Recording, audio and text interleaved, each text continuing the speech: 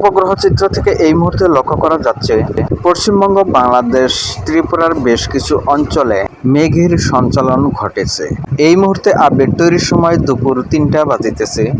আজকে দিনের বেলা এবং রাতে বেশ কিছু অঞ্চলে কিন্তু বৃষ্টির সম্ভাবনা রয়েছে।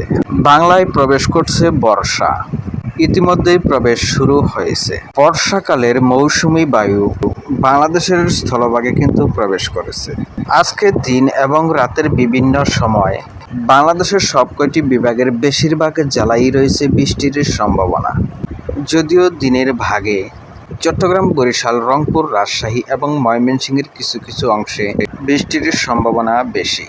এই সমস্ত অঞ্চল সহ রাতে বিশেষ করে রংপুর, রাজশাহী, ময়মনসিংহ, সিলেটে বৃষ্টিপাতের সম্ভাবনা বেশি।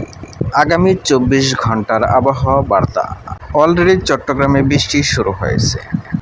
বেশি বৃষ্টিপাতের সম্ভাবনা চট্টগ্রাম বিভাগের পার্বত্য অঞ্চলে, তবে চট্টগ্রাম বিভাগের সকল জেলায় কম বেশি বৃষ্টিপাতের সম্ভাবনা। বরিশাল বিভাগের দক্ষিণ দিকের জেলাগুলোতে বা উপকূল অঞ্চলে হালকা থেকে মাঝারি মানের বৃষ্টিপাতের সম্ভাবনা রয়েছে। পশ্চিমবঙ্গের দক্ষিণবঙ্গে বা উপকূল অঞ্চলে অলরেডি বৃষ্টি শুরু হয়েছে। সেই সাথে রাজশাহী, খুলনা বিভাগের উপকূলীয় অঞ্চলে বৃষ্টিপাতের সম্ভাবনা রয়েছে। রাজশাহী বিভাগে কয়েক ধাপে বৃষ্টিপাতের সম্ভাবনা রয়েছে ভিন্ন ভিন্ন সময়, ভিন্ন ভিন্ন জেলায় আগামী 24 ঘন্টায়। রংপুর বিভাগের জেলাগুলোতে কয়েক ধাপে বৃষ্টিপাতের সম্ভাবনা রয়েছে। সেম পরিস্থিতি ভিন্ন ভিন্ন সময়, ভিন্ন ভিন্ন জেলায়। অলরেডি ময়মনসিংহের বেশ কিছু অংশে মেঘের প্রবেশ ঘটতে চলেছে বা অলরেডি প্রবেশ করেছে।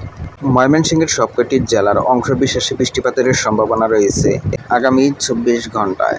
তবে সিলেট বিভাগের জেলাগুলোতে হালকা পাতলা বৃষ্টিপাতের সম্ভাবনা রয়েছে, কিছু কিছু অঞ্চলে হালকা থেকে মাঝারি। এছাড়াও ভারতের ত্রিপুরায় অলরেডি মেঘের প্রবেশ ঘটেছে, যার প্রভাবে কিছু কিছু অঞ্চলে হালকা পাতলা বৃষ্টি শুরু হয়েছে।